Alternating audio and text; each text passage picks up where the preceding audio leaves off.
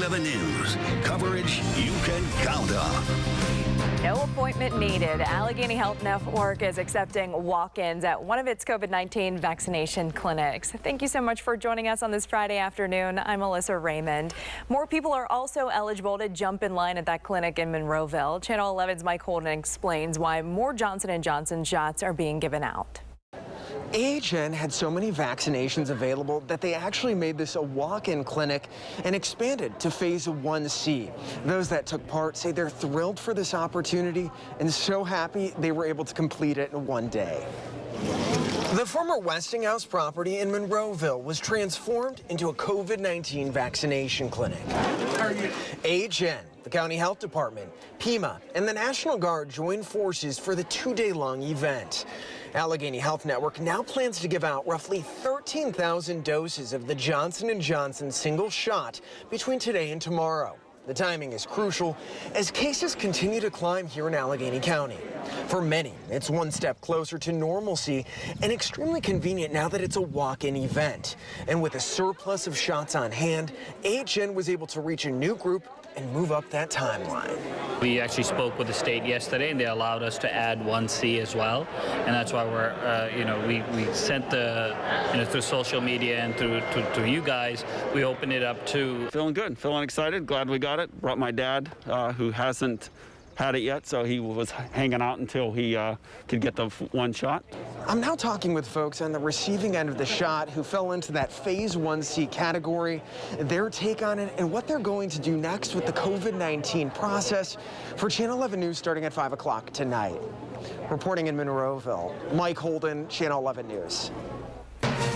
Breaking right now, Allegheny County is seeing another big jump in new COVID cases. In the past hour, the health department announced it has learned of 593 new cases just since yesterday. The county also reporting 10 additional deaths after importing all this data from the state's computer system. One of the patients was in their 30s. Students returned to Pittsburgh public schools this week for the first time in more than a year, and we expect to hear from school leaders today just about how things are going. 4,800 preschool and kindergarten students, as well as students struggling with remote learning, returned on Tuesday. They're spending 2 days in the classroom and 3 days doing virtual learning. The next group of students is expected to return at the end of the month. And the district has scheduled a briefing for later this afternoon, so look for the developing details tonight on Channel 11 News starting at 5. A little bit cooler today, but still way above average temperatures. Meteorologist Jessica Faith joins us with a look at what you can expect later today in Severe Weather Center 11. What is that, Jess? I mean, we're looking at great conditions right now. Not a lot of sunshine. I mean, you can see that behind me looking at our tower cam. The temperatures are still on the warm side.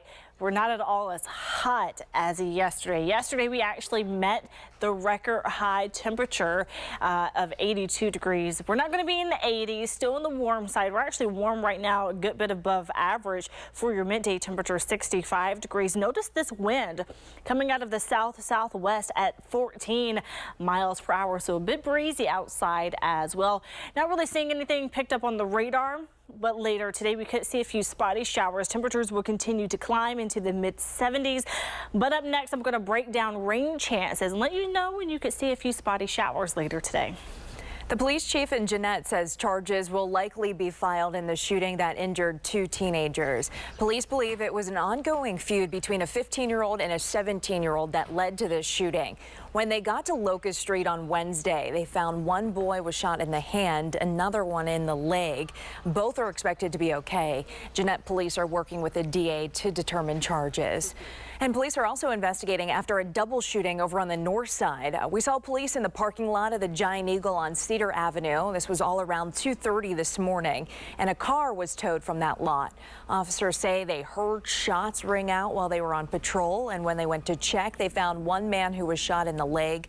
A second victim was shot in the head, and someone dropped that person off at the hospital. At last check, both victims were in stable condition. The McDonald's on Liberty Avenue downtown has become a trouble spot. Now, city leaders are working with the restaurant to address safety. It is somewhat concerning, but we're doing the best we can. Just this week, a woman was attacked and robbed right inside the restaurant. The victim told police she was attacked by a man and a woman who ran off. Public safety leaders say they're going to meet with the company very soon. There's no plan, though, to shut down the restaurant. You might also remember a 12-year-old boy was stabbed at the restaurant 2 weeks ago. A man was arrested for that, and the boy is recovering. It's the end of the second week in the Derek Chauvin trial, and we've heard testimony from medical experts over the last few days. As NBC's Jay Gray reports, more key medical witnesses on the stand today. Hi there. As we wrap up week 2 in this trial, look for more medical experts to take the stand. For the last couple of days, we've heard a lot about how George Floyd died. Of course, the defense saying they believe it was heart disease and the use of drugs, while the prosecutors contend it was Derek Chauvin's knee across his neck, cutting off his oxygen, that caused his death. As the testimony is played out over the last couple of days, George Floyd's family has had a tough time listening to them describe the last moments of his life. That right there literally touched all our souls. We all was in the room, just happened to just look around. We was just stuck, frozen, looking at the TV with a crazy gaze. I just looked around. I seen my brothers. This wonderful lady right here, she was here. She was in the courtroom today as well. And honestly, we all just broke down, looking around, teary-eyed, and it hurts. Among those expected to testify today, the medical examiner. That's the latest from here in Minneapolis. I'm Jay Gray. Back to you now.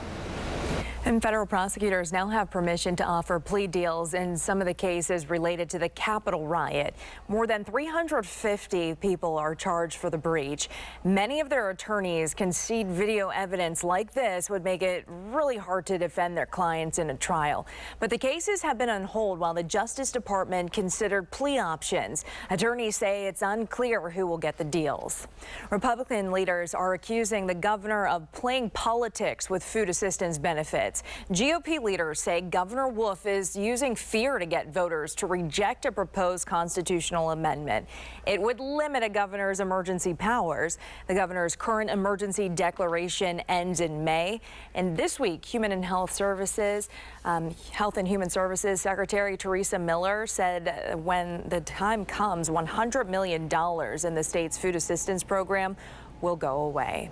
And Miller said she just wanted to raise awareness of that possibility and the impact it could have on 600,000 households.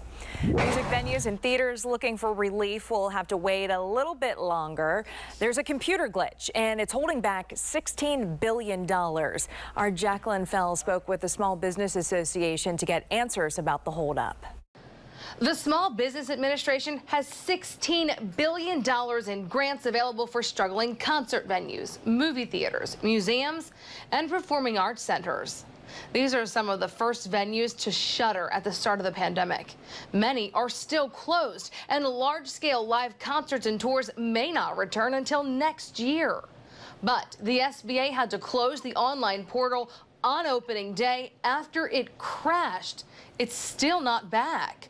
A statement said the administration will let the public know ahead of time when it reopens so they can be prepared, adding that way the process is fair and equal. This isn't the first time an SBA program crashed. Last year, when it opened applications for the Paycheck Protection Program, a flood of demand crashed the system. A Republican lawmaker actually called for the program to be suspended after a troubling watchdog report had serious concerns about how the program would be managed and results tracked. But an SBA spokeswoman tells me the agency submitted a thorough and rigorous oversight plan. In Washington, Jacqueline Fell, Channel 11 News. This year's National Independence Day Parade in Washington, D.C. is off. And the Park Service says many of the high school bands and drill teams involved can't travel due to COVID-19. They also haven't had enough time to rehearse and fundraise for the event. A crucial change to petitions needed by candidates in order to get their name on a ballot. The state Supreme Court has ruled voters must list the address where they're registered to vote. If they don't, their signature doesn't count. The United Kingdom is mourning the death of Prince Philip, and this is the video of the death notice being placed outside Buckingham Palace this morning. Philip, Queen Elizabeth's husband, was a leading figure in the royal family for almost 7 decades. NBC's Mark Barger takes a look back at Prince Philip's life. Prince Philip was the man behind the throne, full of support and love for his queen and his wife. Queen Elizabeth is said to have decided as a 13-year-old she would someday marry her penniless Greek cousin after a chance meeting at the Royal Naval College. Years later, Elizabeth's governess described it as a classic story of love at first sight over a meal of shrimp and a banana split. Philip was a member of the exiled Greek royal family. They pushed for a wedding as World War II was ending, but Elizabeth's father, the king, was not ready to let his little girl marry quite yet. Philip, the handsome naval officer, was said to have had no problem finding a girl in every port. But as a man who ended up being the Queen's husband, his record shows many slips of the tongue over the years, which provided fodder for the British tabloids. During his more than 70 years as a British royal, Prince Philip pushed himself to the limits by attending official engagements and actively working for charities.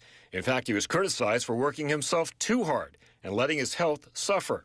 Philip was the man behind the scenes at Buckingham Palace, often suggesting and pushing through changes in the monarchy. Queen Elizabeth is said to have leaned on him more as she herself grew older and the world changed faster. He missed part of the Queen's Royal Jubilee in 2012 due to ill health that landed him in the hospital. And he had a series of other health scares in the years that followed. Prince Philip stepped down from royal public duties in 2017 after 70 years of royal service. He had hip replacement surgery in 2018, but recovered in time to attend Prince Harry and Meghan Markle's wedding. In 2019, he was behind the wheel of his Land Rover when it overturned after colliding with another vehicle. Soon after, he surrendered his driver's license. Prince Philip's death may be the toughest challenge Queen Elizabeth has ever endured. But the changing of the guard has occurred, and now the man behind the throne is the royal son, Prince Charles. Mark Barger, NBC News. My bedroom window was open and I heard the scream and... A big brother hailed a hero, how he saved his baby brother after the little boy fell into a swimming pool and nearly died. Checks stolen right out of mailboxes outside some local homes, what police say crooks are doing to cash them. And we're looking pretty nice this Friday. A few passing clouds and some sun, but could we also see some showers? I'm breaking down today's rain chances coming up.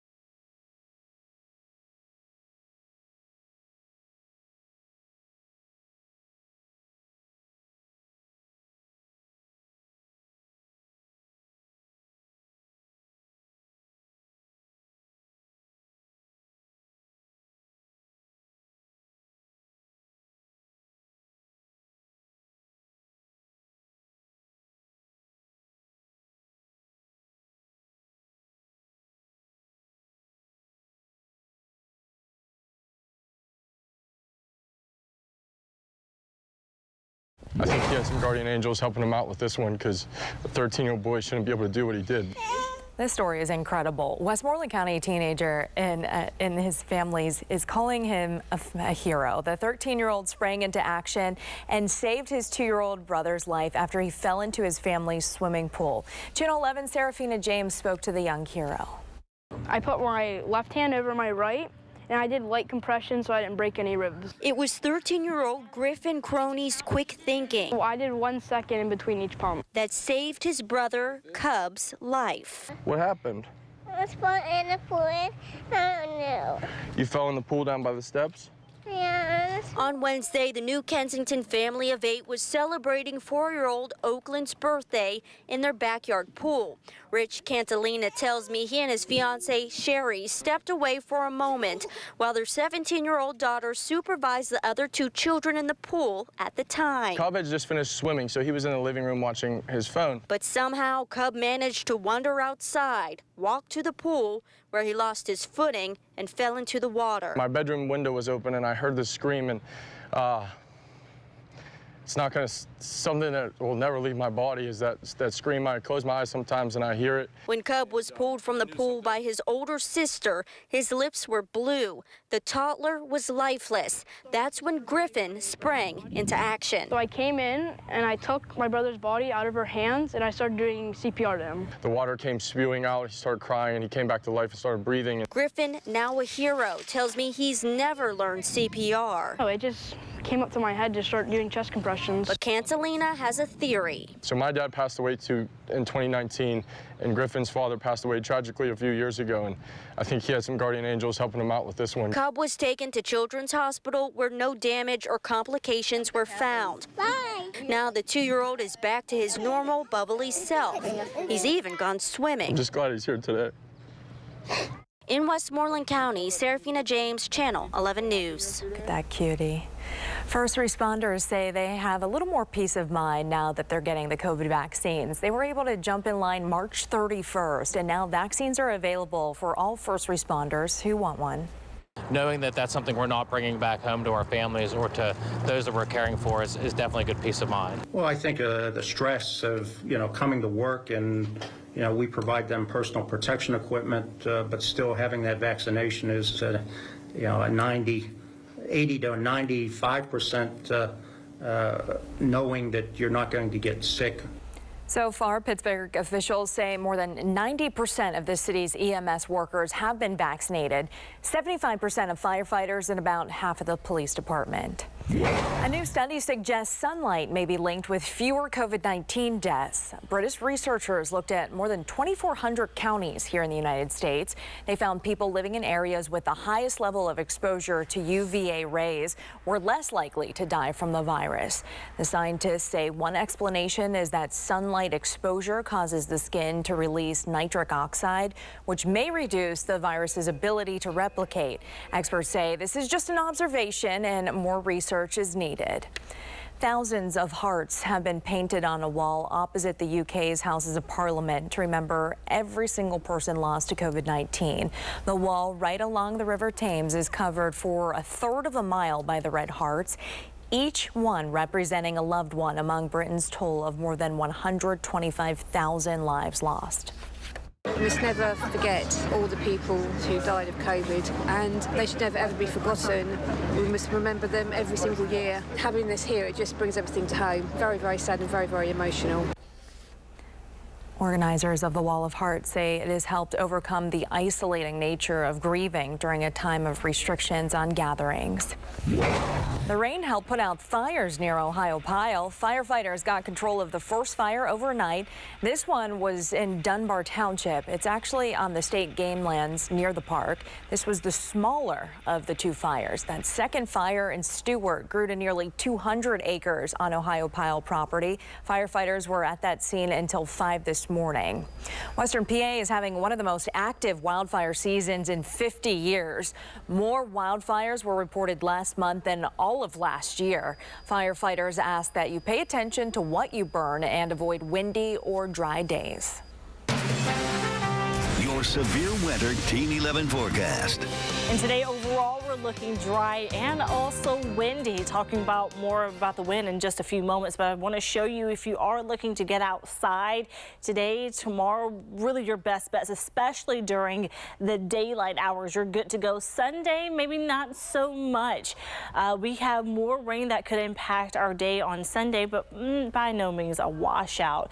Just the next 2 days, you're looking pretty much good to go, especially on Monday, but I know Monday's the start of the new work week. So I'm going to break down rain chances for today and this weekend. Taking a look outside, or look at the radar rather, live storm tracker Doppler 11 radar, you'll see a few spotty light showers where you see that kind of light green there on the map. You see it there to the west of Franklin, also to the north of Greensburg, a really tiny dot there, and a few dots there in Fayette County, and that's pretty much about it. As we go into the afternoon, we will continue to see just a few spotty showers. Here's 3:30. Could see much of the same, and really not looking at a lot of activity today. Today we'll see mostly sun, maybe a few clouds in the mix, and where we see some clouds, maybe even a small tiny downpour. Here's 5:30, so your evening commute home also looking good to go. And for tonight, we're looking quiet, looking to be really at ease tonight. A few clouds here and there, but more cloud cover growing into your Saturday. Saturday, we'll have a mix of sun and clouds at the start of the day, though. More clouds than sun, and we also do have a chance for showers late into the day. This is where we'll have the bulk of the rain come overnight into your Sunday. So by 7 o'clock, still looking dry, and this may trick you. You may be heading out on the town seeing that around 7 o'clock, oh, we're dry, we're looking good.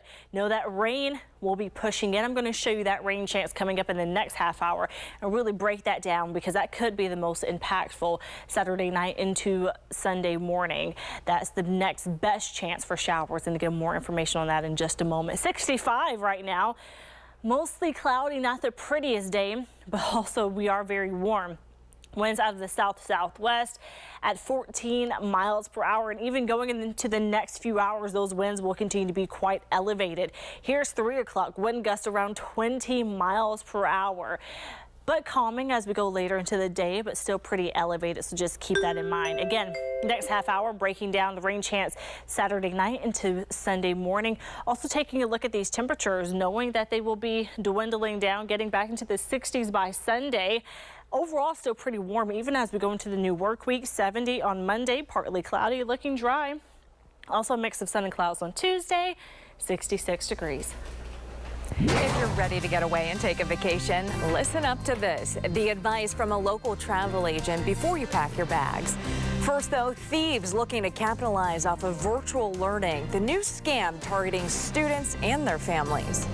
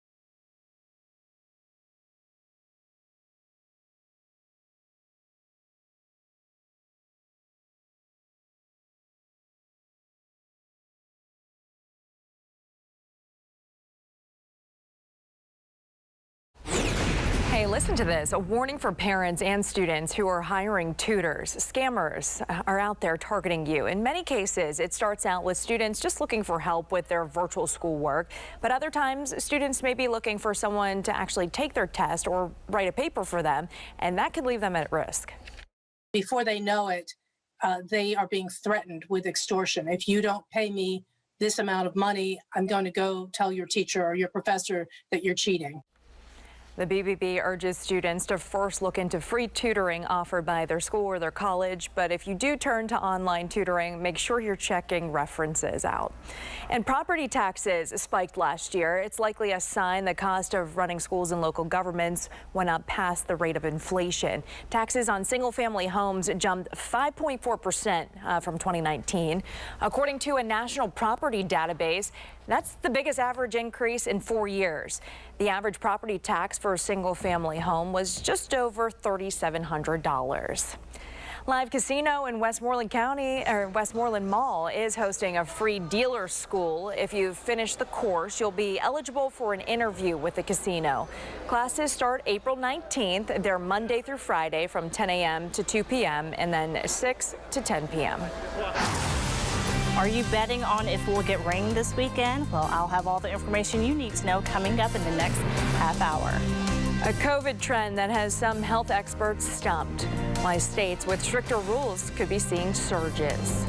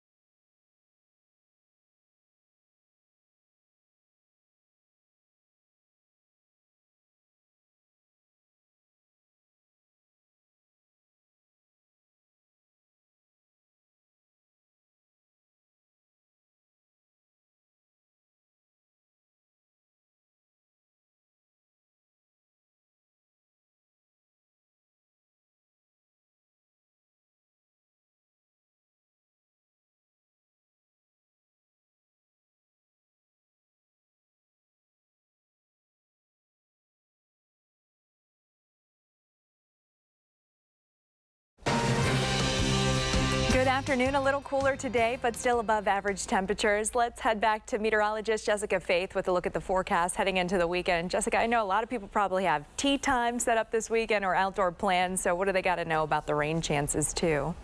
Yeah, the rain chances mainly look to come while we're sleeping this weekend. I'm going to lay out those details coming up in about 15 minutes, so stick around for that. But look at the temperatures right now, or the temperature difference, 24 hours. So this time yesterday, just looking at it, you would think, boy, it's probably chilly outside, but don't let these numbers fool you. 11 degrees cooler in Pittsburgh still means we're on the warm end of the spectrum. Mid to upper 60s, still feeling pretty nice outside as you go out and about and enjoy your Friday. We're at 68 in Greensburg, 68 in Beaver, 65 in Pittsburgh. But up next, I'm not only going to talk about temperatures, but let you know when you can see some showers and also when they'll move out. We'll see you then, Jessica. And this is interesting. Listen to this. States with the strictest COVID measures in the country, like Pennsylvania, are seeing a rise in cases. Meanwhile, states that have reopened and dropped mask mandates are seeing numbers go down. One theory from health experts is testing. States with a drop in cases are also seeing a drop in testing. For example, in Alabama, the number of tests dropped 50% in 2 weeks. Variants also play a big role in this. As Britt Conway reports, health officials are worried that the variant will soon spread fast across the country. We felt very strong that we had this disease under attack, but then we get thrown a curveball. That curveball? The coronavirus variant, first spotted in the UK. Medical experts say it's a big part of why multiple states are seeing a rise in new cases of COVID-19. When you look at case count from the past 30 days compared to the previous 30 days, the red and dark red areas where cases are going up are mainly in the Midwest and Northeast. And just 5 states account for about 43% of all new cases this past week: Michigan, New York, Florida, Pennsylvania, and New Jersey. The face of COVID-19 right now is a lot younger. Hospitals are seeing more and more younger adults, those in their 30s and 40s. One expert thinks states that are seeing surges should get more vaccines. We've got to be able to do this when there are surges to try to help states out. But another worries it won't be enough.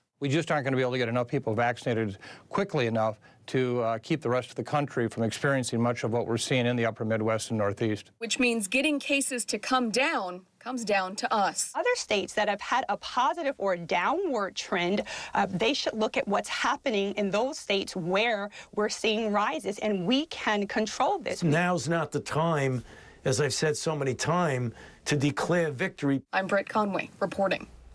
The Pittsburgh VA hospital is now giving out COVID vaccines to all veterans, their spouses, as well as their caregivers. That includes veterans who are not eligible for or even enrolled in VA care. They're taking some walk-ins at the University Drive campus only. That's from 7 a.m. to 5 p.m. Monday through Saturday. You can also check with your local clinic. The vaccine could be key to helping long haulers find relief. Jessamine Smythe caught the coronavirus last year. For months, the lingering after effects left her breathless, tired, and in a brain fog. But then in February, she got the Pfizer vaccine. Within a matter of days after the second shot, I began to feel almost like myself. There haven't been any studies yet, but evidence suggests that between 30 to 40% of long haulers could be getting relief from the vaccines. And the CDC just gave its blessing to people who are fully vaccinated to travel. But what happens if you're not vaccinated and get COVID while on vacation? Channel 11's Jennifer Tomaszek talked to a travel agent who had to help clients get back home when this exact thing happened to them. More people are flying through Pittsburgh International Airport. Who are you going to see? The candles make traveling with 2 kids under 3 and a dog look easy. We're vaccinated now, so we feel a little bit better. Most of our family is vaccinated or has antibodies because they've had COVID. So we kind of feel a little bit safer being able to be with them right now. Being vaccinated, they don't have to quarantine once they get to their destination or get a negative COVID test per new CDC guidelines. But international travel has its own set of rules. When you come back from an international destination, the CDC still requires a negative COVID test within 72 hours of your flight to get back into the country. Tom Deeks, president of Greater Pittsburgh Travel, had 2 clients test positive before trying to leave Mexico a couple of weeks ago. The rule is that if you test positive, you have to quarantine at your destination. And then there are certain guidelines as to when you can be retested. This situation, they were allowed to be retested within 6 days. And with a negative test that time, Tom worked tirelessly to rebook them on a flight home. He's traveled internationally himself to get a feel for what his clients should expect. He says the testing is helpful. So you have that time frame there where you're pretty confident everybody's negative. That's about as close to a bubble as, we can experience. So once, realizing that was happening, I felt very comfortable. But international travel for the Candle family. Just having to get tested, I don't know that it's something I'm willing to do for the children just yet. I don't want to put them through that. We'll probably wait until we don't have to do that. Right now, Tom says only Mexico and the Dominican Republic don't require a negative COVID test to get in, and many places in Europe are not even allowing travelers from the United States. One more thing, too, Tom says you should take your COVID test 72 hours prior to your connecting flight that is taking you out of the country, not the one leaving Pittsburgh International. A sign of recovery, Southwest Airlines plans to bring back more than 2,700 flight attendants who took a leave of absence last year. The recall would take effect June 1st, just before the start of this summer season. Last week, Southwest said it would bring back more than 200 pilots from leave as well. And Pennsylvania will remove the names of 21,000 dead people from voter registration rolls before this year's general election. An election integrity watchdog group first identified the problem before the 2020 election. The group sued, saying PA's failure to update records violates federal law and allows for fraud and abuse. Their report found 177 dead people voted in Pennsylvania in 2016. 127 voted in 2018, and this study was done before the 2020 election. NFT, it's a new term that has come up in recent weeks, what it means and how it's making some people really rich.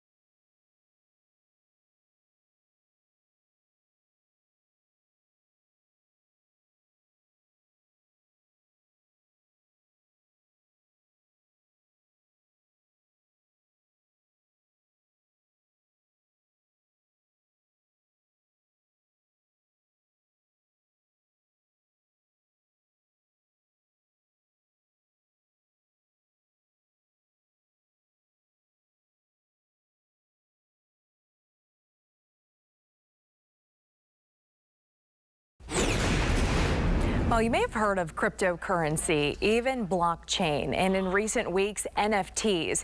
It's a new world of digital collectibles attracting a lot of money, star power, and hype. But the whole concept can be hard to kind of wrap your head around. NBC's Liz McLaughlin explains. Do we have time for one more question? The NFT craze is a phenomenon so puzzling, it was spoofed on Saturday Night Live. Everyone's making so much money. Can you please explain what's an NFT? NFT is short for non-fungible token, essentially a way to own a digital asset such as a tweet or GIF with a blockchain-based certificate of authenticity. Kind of like trading cards, but digital trading cards. In most cases, you'll need a cryptocurrency wallet to buy one. But owning the NFT doesn't mean you own the copyright, and the item can still circulate online. You just bought the rights to say you own the official version, which for a lot of people doesn't mean that there's a lot of value. The value is decided by how much people are willing to pay for it, which isn't small change. Twitter CEO Jack Dorsey sold his first tweet for $2.9 million. A piece of digital art made by Beeple sold at a Christie's auction for nearly $70 million. Oh my God. I really feel like we're just at the beginning of sort of scratching the surface of what this could be used for.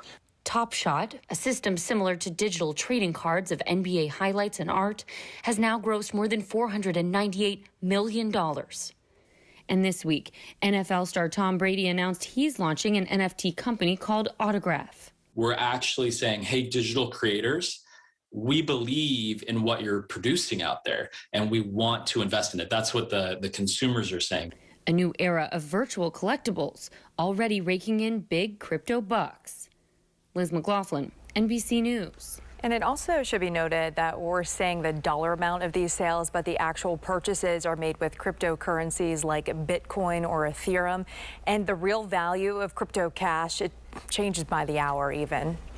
People in one Allegheny County neighborhood are putting checks in the mail, but they're not going where they're supposed to.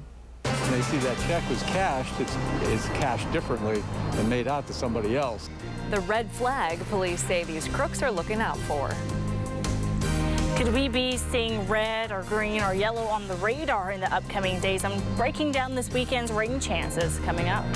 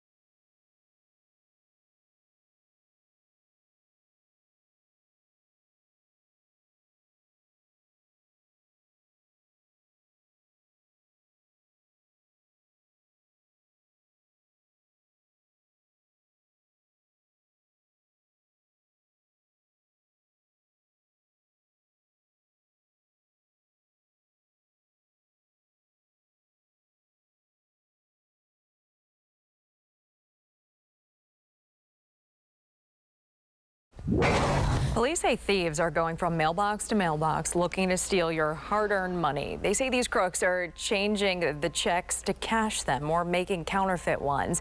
Channel 11's Liz Kilmer spoke with police in Moon Township to find out what you could do to protect yourself.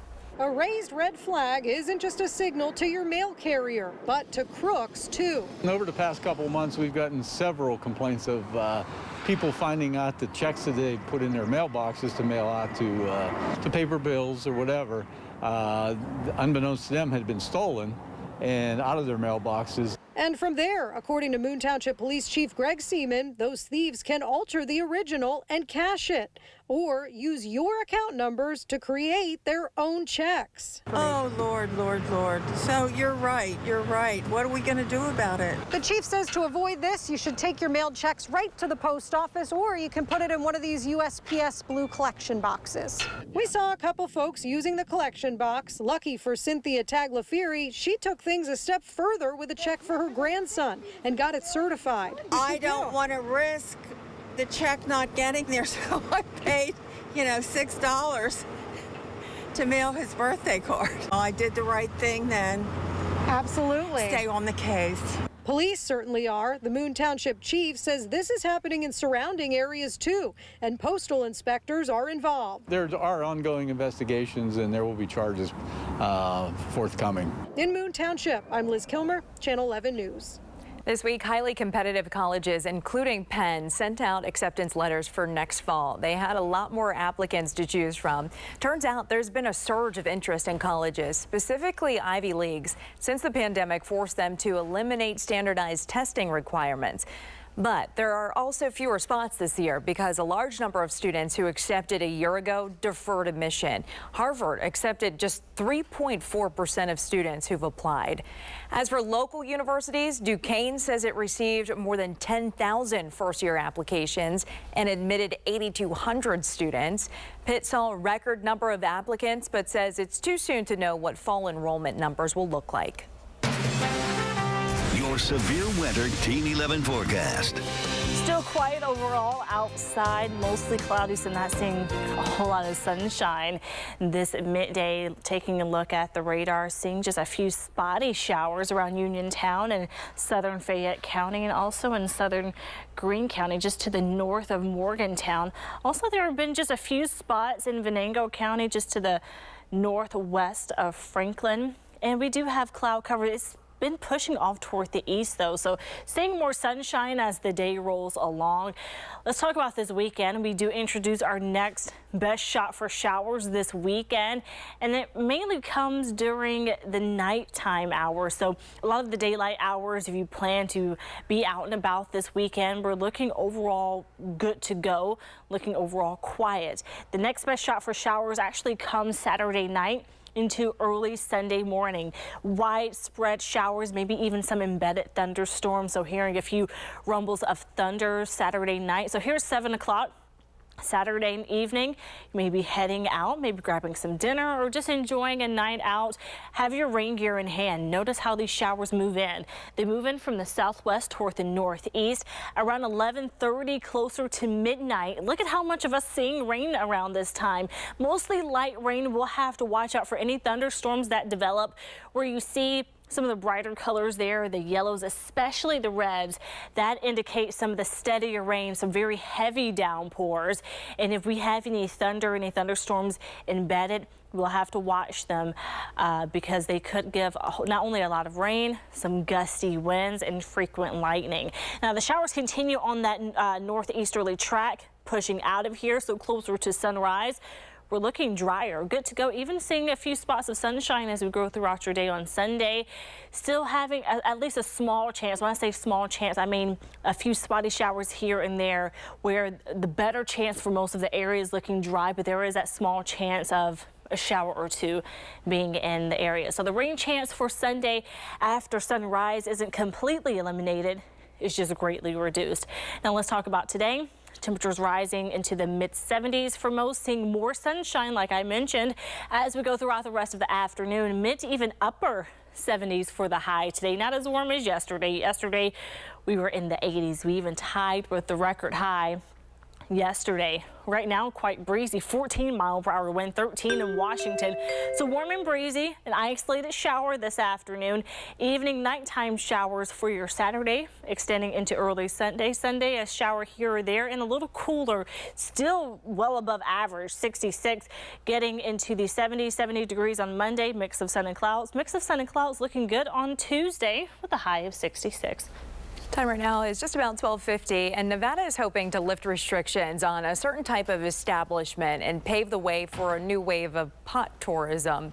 Recreational marijuana has been legal in Nevada since 2017. While it's legal to buy and use pot, you can't smoke it out in public. That might be changing, though, as the state considers a bill to legalize smoking lounges. Places to smoke out in public, think a bar for marijuana. Nevada lawmakers are expected to vote on the proposed bill very soon. Here's local Steals and Deals' Lisa Robertson. Have you ever noticed that the crazier your life gets, the more it means to you when someone takes time out of their day to do something just for you, right? Here at Local Steals and Deals, we have so many wonderful ways for you to do that, to really reach out to the people you love and care for the people you love. Whether it's a special occasion or a Tuesday, these are the things that really matter, the things that they're going to think of you every time they look at them and use them. So I wanted to show you beautiful ideas like jewelry. What girl doesn't love a piece of jewelry? Well, this is Kevia. Kevia is a beautiful brand, beautiful designs, and they have these boxed sets. So instead of one necklace, you get 5 or 6. You get all the necklaces, you get all the bracelets. So it's a whole wardrobe really in every box. I love that idea.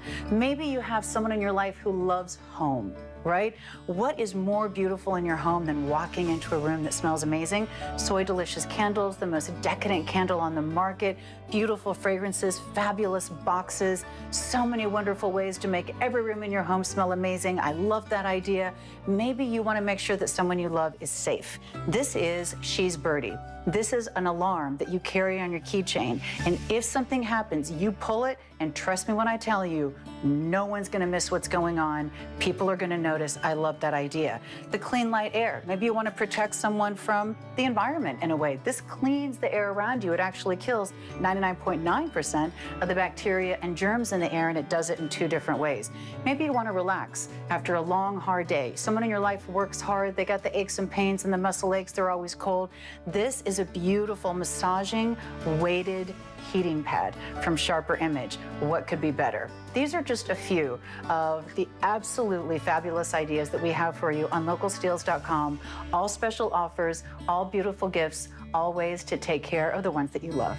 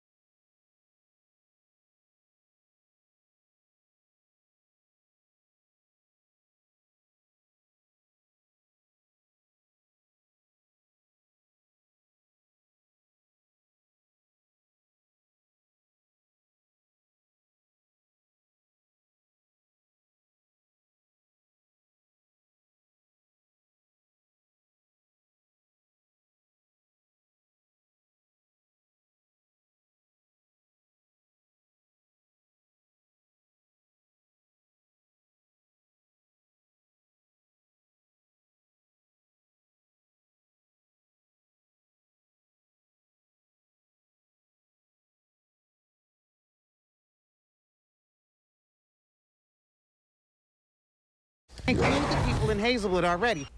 Developers rolled out their master plan for Hazelwood's waterfront. They want to transform the old industrial landscape into an outdoor destination. Think nature trails and walkways, as well as kayak and canoe launches. Officials say it will feature something for everyone, but neighbors say they want plans to focus on the people who already live there. It's beautiful down here. It's nice. It's needed, but it's needed for the people that live here already. Officials are still working to secure funding for this. A barbershop in the Hill District is being transformed. The city received $500,000 from the governor's office to rehab Ham's Barbershop on Center Avenue. The first floor will become Big Tom's Barbershop. Affordable housing units will be added to the upper floors. The project will cost about $1.3 million. It's all being paid for through grants and government programs. Now get excited for this. The World of Wheels car show gets underway this afternoon at the convention center. It's really the first big public event since the pandemic started. Organizers told the Trib it will pretty much be business as usual, except the aisles will be a little wider than normal. Also, you obviously have to wear a mask and be socially distant. The car show runs through Sunday. That's all for Channel 11 News at noon. Our next newscast is tonight at 5. I'm Melissa Raymond. Have an incredible day.